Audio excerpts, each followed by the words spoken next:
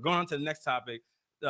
Recently, the media voted that LeBron was most likely to win the MVP this season, pretty much sliding Steph Curry and other players like Russell Westbrook and Anthony Davis. So, do y'all agree with the media's perspective that LeBron James is most likely to win the MVP this season? No. Okay, I guess Ricky just go ahead. No. No, not at all. Why not? No insult to LeBron. Mm-hmm. No insult to our LeBron maniacs out there, Nigel.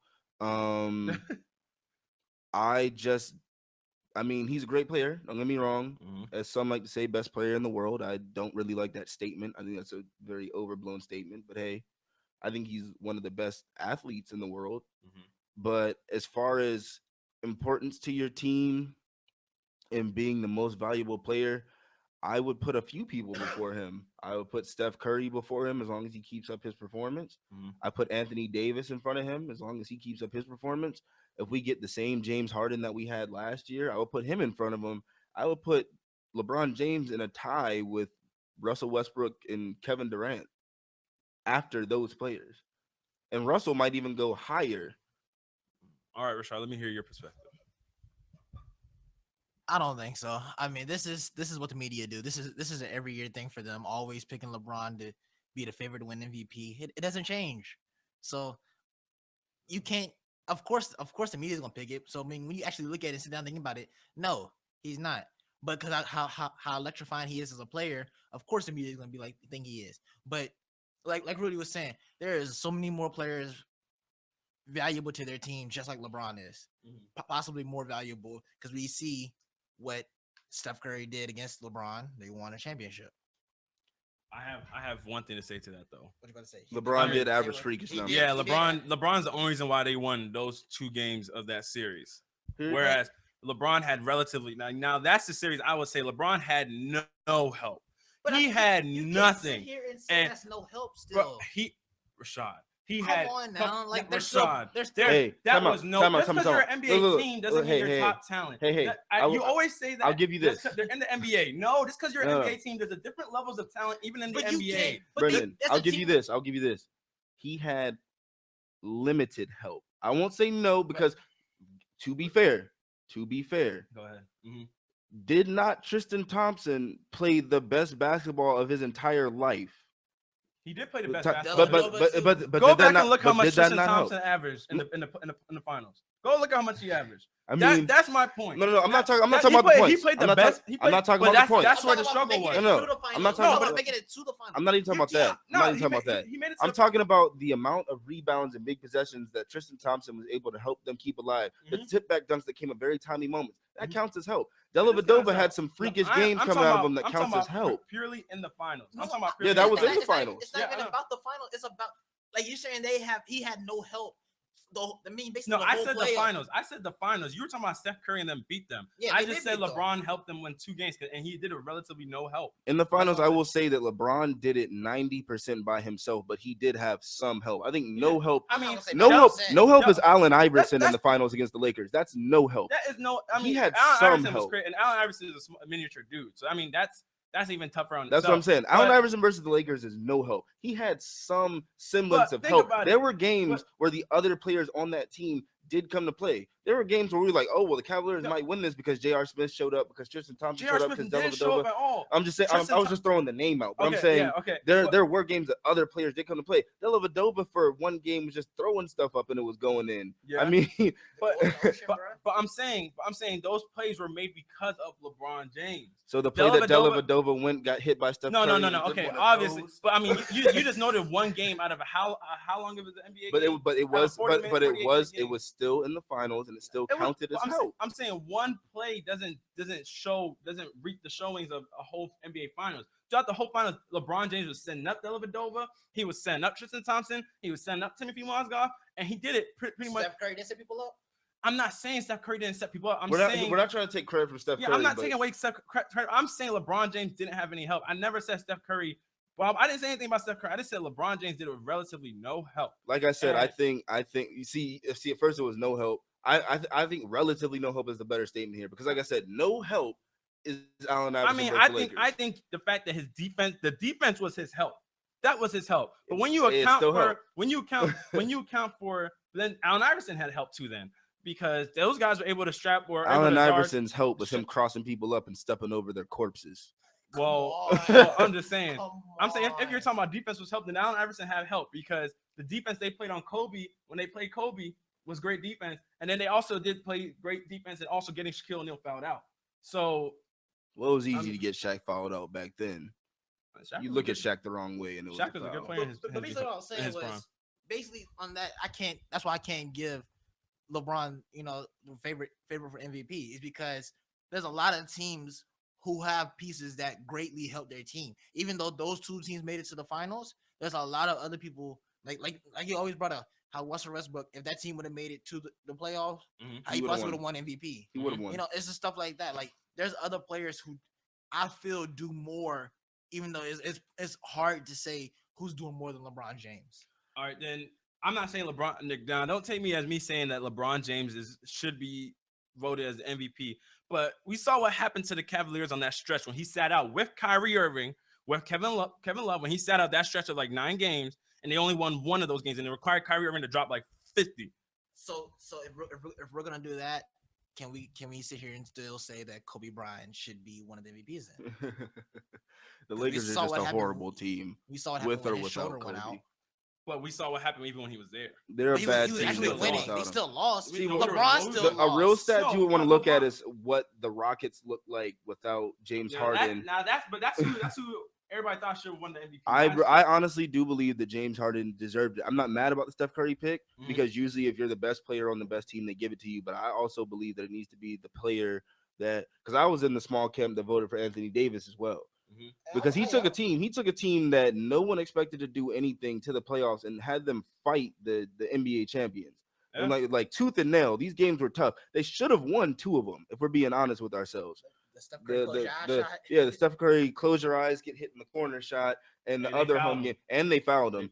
And the home game, the other home game they had, that series should have been 2-2 going back to Golden State, but they didn't have the players necessarily to finish that series. I honestly believe that should have been James Harden or Anthony Davis, then Steph Curry, then Russell, and then we can talk about LeBron. That was last year. This year, one of the things that it doesn't bother me because LeBron deserves his respect, but a lot of his stats, if you think about it, when LeBron goes somewhere, people want to go play with LeBron. So he's getting quality talent to come play with him for a bag of Funyuns compared to what else they could have got paid somewhere else. But I'm saying no. I just said in the NBA finals. Rashad, what the heck? What are you talking about? I just said in the NBA finals. It's no help to bring it. I'm just saying. I just said in the NBA finals. What are you talking about? Back to the point. I just said it in the NBA finals. Back to the point. I didn't say nothing about the regular season. Back to the point. Back to the point. You look at the team he has. I mean, he has when Kyrie Irving comes back, he's gonna have a healthy Kyrie Irving. He got a great bench player coming back in Mo Williams who wanted to come play with him again. Yeah. He got another great veteran coming in, Richard Jefferson, who just won't die. He's like 72 years old, still playing in the NBA. You got Berejau's coming back. Mozgov came back. Tristan Thompson came back. JR and Iman came back. Kevin Love came and re-signed with them when people thought that he wouldn't. There's a lot that he has to work with. You see what I'm saying on that team. Whereas you look at a guy like Anthony Davis, whose next best player is like Eric Gordon. All right, let me say something real quick. But see, for how the media votes, because everybody's projecting the Cavaliers to have the best record. So for how the media votes for the MVP, so we see they just voted Steph Curry because, like you said, being the best player, the best team. And I don't agree with that. If the Cavaliers, the way the media is projecting it is that the Cavaliers will have the best record. So then, if the media is projecting that way, that's why they're projecting LeBron James to be the MVP because he'll be the best player on the best team. I understand why they would vote him that. I just think that I've never agreed with that method. I don't think that's a very fair method to go about things. You could be the best player in the league on a sorry team. You feel what I'm saying? Like, what was it that only one time in history someone on the losing NBA Finals team has won MVP? It was Jerry West. That was the very first. Yeah, but what I'm saying is, I think stuff like that needs to happen more often because if you were the best player that season, you were the best player that season. I don't want to hear about this. You were the best player on the best team crap because that's a good team regardless if you were not. If you were the best player on a crap team, got them into like the 5th or 4th spot in your divisional playoffs and had them fighting through the playoffs, you deserve MVP. Point blank, period. When you're on the best team and you're the best player, you already had a support system. You probably have a decent enough coach. Everyone's happy to be there. When you're on the Pelicans and Drew Holiday's hurt and Tyreek Evans is hurt for a good part of the season, and this guy's hurt and that guy's hurt, and you're putting up historic numbers, dropping what was it, like 40, 50 points with 20 rebounds and 10 blocks, something that no one has ever done, and you can't get respect just because you're on the Pelicans, that's where it becomes a little bit ridiculous. I've never agreed with that sentiment that you have to be the best player on the best team. And for that matter, the whole best record thing for the Cavaliers should be watered down because the East sucks. But see, like that's what I'm saying. Like, okay, so you gotta look at hold on. Say you gotta also look at their division though. In the East, I mean, they got the Bulls in their division. It's still a week. But you still get to play the rest of the East for most of the. No, I'm saying you do get to play most of the year, but I'm just saying you can't. You still have to go out and win the games. Look, I mean, you still. It just bothers me. That's the same thing as when we talked about on Tuesday. When we were talking about the Panthers and their undefeated season. I mean, you still have to go out and win the games. It's hard. It's pretty hard to lose a game against the 76ers. That's all I'm saying. They pretty much give it to you on a platter unless you take it, gift wrap it, and send it back. It's kind of hard to lose a game against the Sacramento Kings when they only got one player. Hey, they have more than one player. Let's calm down. DeMarcus Cousins. They got Boogie the Great. They got Rudy Gay. And then the Golden State Warriors also have the Lakers in the division. It's kind of hard to lose when you only got Kobe Bryant to contend with, right? Okay, but yeah, the rest of the year they got to play. But the rest of the year they got to play the Grizzlies. They got to play the Thunder. They got to play the. But I'm saying, whereas the Warriors are playing the Grizzlies, the Thunder, the Spurs, the Mavericks, the Suns, the Cavaliers are playing the Celtics, the 76ers, the New York Knicks, the New York Nets, the Raptors. You still got to win the games, though. I mean, you have to win the games, but you're not going to admit there's a certain degree of difficulty here. No, there's not a higher degree of difficulty on one side than there is on the other. Like one Curry's threes. I mean, I'm just saying, but like I'm just saying, as far as the conferences break down, you go to the West, you could be a 7 seed in the West and be a 3 seed in the East. Yeah, that's true. Like that's true. Come on, but I'm just half of the pool of the East playoff teams is either at 500 or below it. You have to win at least 50 games to even think about getting that 8th spot in the West. That's true. But the way I'm not saying I agree with the media. I'm just telling you where they're coming from and why and how they were voting it. And that is the reason why Steph Curry got it last season. Even when Steph Curry did not play, his team still showed the ability to win. Whereas opposed to LeBron or James Harden, when they were out, their teams lost. So question for you before we move on is, do you think he deserves to be first? And if not, who do you think deserves to be the front runner? Because I told you I think it's probably Anthony Davis, James Harden, Steph. I probably would have said James Harden. I don't. Anthony Davis. Anthony Davis. He puts up. It's kind of like the Kobe syndrome back in 05, 06, when Kobe was putting up all the numbers. One of the league's best defenders, almost leading the league in steals and everything. But your team was the 8th seed in the playoffs, 7th seed in the playoffs. Mm-hmm. No matter what it is, they're gonna play record into a factor. Whereas last year, LeBron James had great numbers last year, granted too, but then James Harden had better numbers. So and then he did it with in a tougher division. Way tougher. There were 4 teams, I think, in James Harden's division that made the playoffs.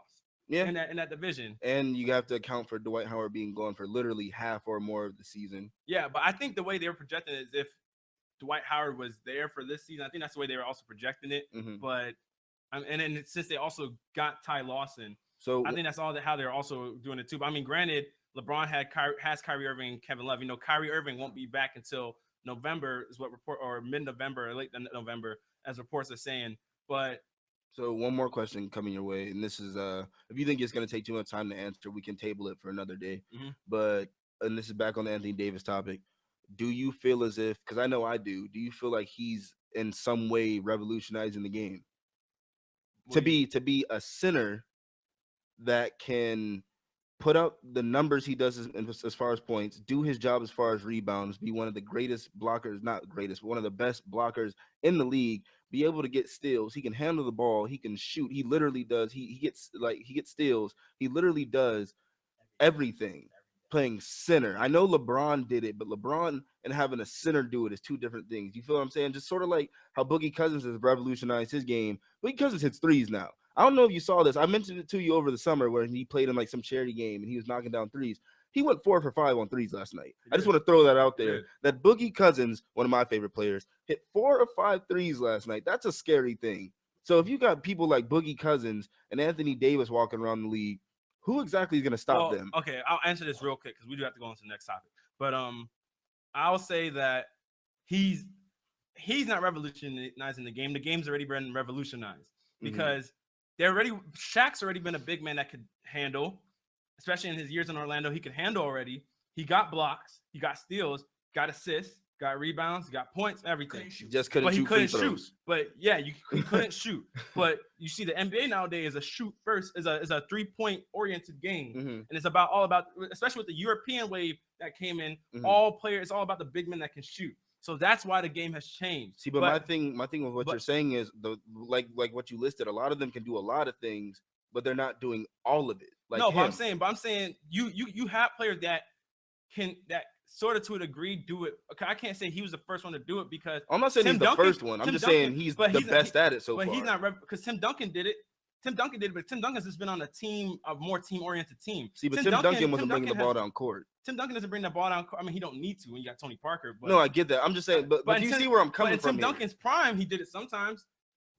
He did do it sometimes. Yeah, no, he did it sometimes. But, if you watch it, but I'm saying, do you see where I'm coming with this? He had Tony Parker, so he didn't need to do it as much. Anthony Davis has Tyreek Evans and Eric Gordon. Nice joke. So and then Anthony Davis, not like Anthony Davis, they inbound the ball to him to bring it up. He brings it up on fast breaks. Same thing as Tim Duncan did, Charles Barkley did, Shaquille O'Neal did. They brought it up on fast breaks. But do you think that, or would you not agree that he's not doing these things somewhat to a better degree or a more amplified degree than the people that you're listing? As far as shooting threes and stuff, I think he's doing it better. Everything else, I don't think he's doing better than them other people because Tim Duncan is one of the best passing big men I've ever seen. Same thing with Shaquille O'Neal. Now, as far as shooting goes, as far as his range on his shot, he as far as encompassing the whole game, his shooting is only the range on his shooting. But I'm not gonna act like Tim Duncan didn't have that range, or Marcus Aldridge didn't have that range. The only thing that he has that really they didn't have is shooting 3-pointers because everybody else could stand right that below the 3-point line range and knock down mid-range jumpers and still do the other stuff. So I'm not gonna act like he is, a trendsetter and all this because Dirk Nowitzki did it. Dirk Nowitzki just didn't have the defense and all that stuff to go with it. Defense at all. But there have been people to do what he does. But going on to the next topic,